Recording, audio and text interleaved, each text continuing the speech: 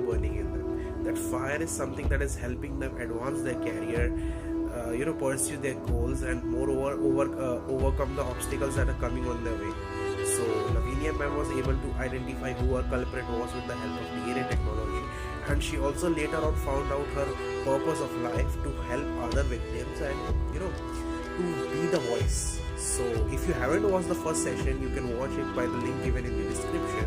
And if you have watched it, so let's find out that what was ma'am's experience and how it also is all about spreading scientific knowledge and how people were contributing towards the scientific community. Though ma'am was not directly linked with the DNA investigations or the DNA identification, but somehow she started to promote DNA technology, and that in turn was contributing towards the scientific community. So just keep learning, keep advancing, and contribute towards the scientific community, because without science things are incomplete. Ma'am, thank you so much. Ma'am, how you started your career and how was your experience like? I started my career, like I said, I had already started advocating for victims, and what I did, I had self-published a book called Breathe Again, and it was how rape brought a girl from misery to a woman of ministry. And basically in the book, I was doing like a 7-step healing process to help other survivors go through. Once I realized that the rape kickback law was a major issue, and I know the pain and the trauma that I had endured as being not only a victim of rape, but a victim of the rape kickback law, I knew that I had something to do. I had work to do. So I remember Sergeant Welsh asked me would I be like a liaison for the Dallas Police Department, because they wanted more women to come forward and experience this DNA and getting their cases solved. Still, you had many victims that were terrified because they figured, the rapist would come back and harm them or something would happen. And it was a scary thing for many of them. But we had a lot of women come forward. We had a lot of revelations to begin to happen. It became newsworthy. I started making national news, international news, and speaking for it. And that was never mine. I didn't go to be like I wanted to speak, but I didn't know that I would get so much attention when I began to speak. So, and then again, I knew that was God in the process, because I was pretty much, my mindset, it was, I will go and I will speak, and I will not be afraid of their faces. I will use the voice that you've given me, because it has really brought me to a new place in my life. And so here I am, I'm speaking and I'm talking, and the media is eating me up, because they're loving it, because they have a survivor, a victim that is willing to use their face and their name and just talk about it. And I didn't realize that. And once they told me that, because I remember asking one of the CNN anchors, and I was like, Ed, what's the big deal? I said, women are raped all the time, and they don't get the attention that I feel they should, because I never really saw rape, them talk about rape cases on TV. If they did, it was like really subtle or covered. And he goes, Lavinia, are you kidding me? And I was like, what? He said, you use your name. He said, you show your face. He said, we don't have to digitize your voice. We don't have to gray out your face. He said, and you just come out and you speak. He said, we love that, because normally we don't release the names of victims when they've been raped. And I'm like, oh, wow. And when he said that, I thought about it, because you really didn't see them talk to victims on TV about rape. And I was like, well, I want to change all of that. I want victims to realize that they are no longer victims, but they are survivors, and that they have a voice, and that there is power in their voice by speaking up and speaking out, and there has to be changes to everything. And I remember when I told Sergeant Welsh, when he told me about the statute of limitations that I had missed and that I would be able to prosecute, my attitude, I told him, I said, this is what I said. I said, oh, hell no. That's exactly what I said. I said, that would not happen again on my watch. And so I had no idea of what I was doing, but I just started doing it. So I started, going to my legislator's office and writing them letters, and writing letters to the mayor and letters to the governor and statesmen. And I'm just like knocking on the doors. And I'm like, do you guys know that if you are raped, that your evidence, first of all, is set on the shelf. And if you miss your statute of limitations, we're not giving the opportunity of justice. And some of them gave them the runaround. They're like, no, you were a child. This DNA has no. And it was just trying to cut through all the red tape and the political crap, basically. And I didn't understand a lot of it, but some of the media connected me with some of the people that the legislators that were also for victims of sexual assault. And one of the first ones they connected me with was Wendy Davis. And she was, what do you call her? She was with Congress, state Congress at the time. I think the House, I'm not sure, or the Senate. She was with the Senate. And she stepped down because she lost the governorship to Greg Abbott. But she was one of the ones that kind of helped me through the process, and I would speak for her because she was trying to get the statute of limitations removed out of Texas. And then other states would call me to speak for them, like Lisa Madigan. She was the AG of Illinois at the time. And I had even made a trip to South Africa for a couple of weeks. They wanted me to come speak DNA for South Africa. And it was just the whole idea of having that voice in the DNA and the backlog and these kids not being examined, but we had the evidence.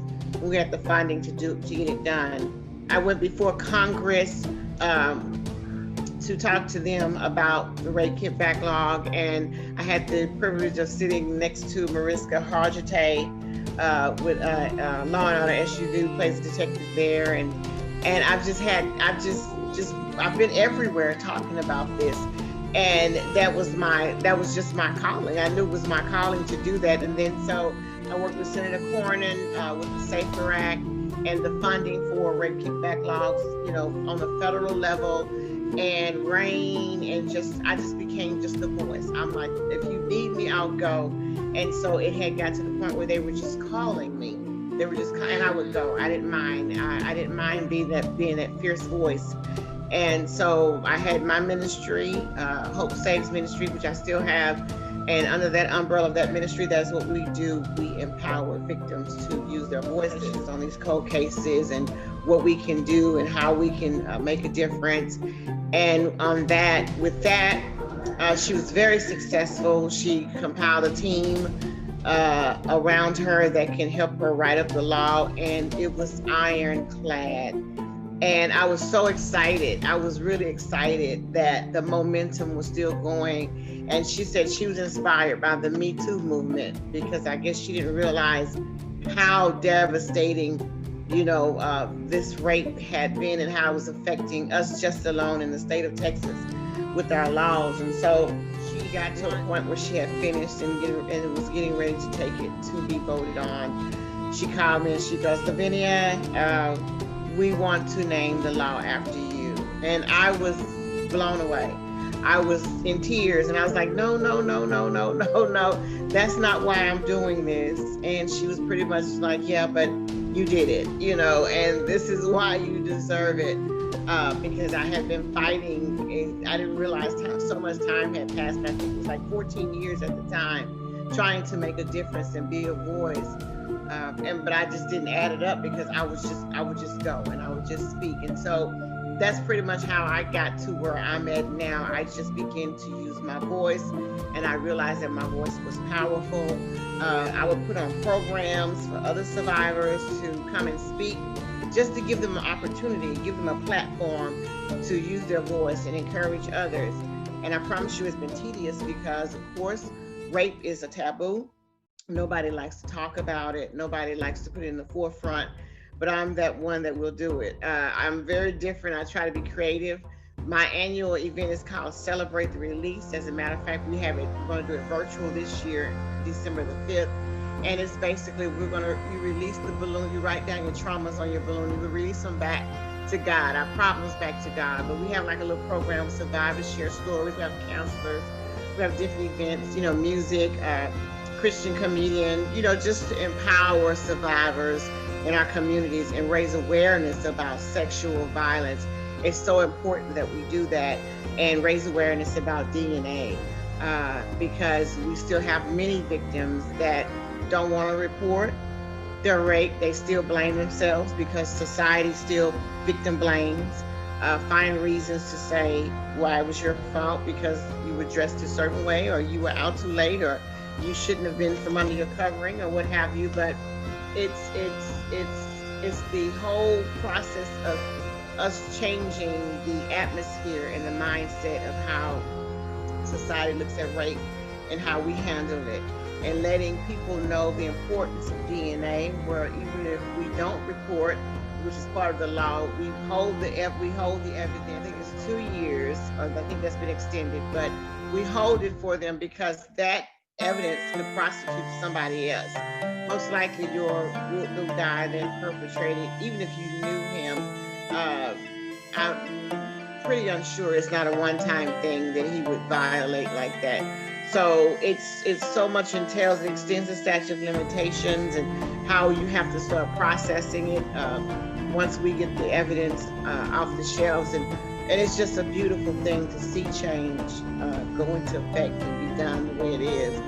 And I'm just excited that God chose me, and some people think that's crazy to say, but I don't think so, because like I said, I am a woman of faith, and I refuse to believe that the bad things that happened to me were for no reason. And I had to change my mindset. Was I going to sit and sulk like you just quoted Maya Angelou, or was I going to take it and make a difference, not just for myself but for the world? Even though I couldn't prosecute, I couldn't make anything for me, because at this point it wasn't about me. When I found out that I couldn't even do anything the day Sergeant Wells sat at my table, it was no longer about Lavinia. It was about others and their lives, because their lives are hanging in the balance. And I remember the nights, the nightmares, the tears, the scary, the fear, all of that. I remember that, the torment, the anger, the bitterness, the wanting to take my life. All of that is what I remember. I remember feeling like I was totally detached from reality, and that I pushed everybody I knew that loved me or wanted to love me away. I didn't know how to love myself, and I knew this, and I'm like, it's not fair that many victims live this way, and we judge them or we don't understand them because they're living in the fear of being a victim of a violent crime such as rape. That is a very powerful step taken by your NGO. Like you told about the music and all, and it was very amazing. And then it will go to our channel, then it will be like amazing. And Yes. thank you so much. Thank It takes you. guts to talk about such a topic, and you're working for it, and that's really motivating for me also. Thank you so Thank you. much. Thank you. And it will be motivating for our viewers too. Yes. Yes.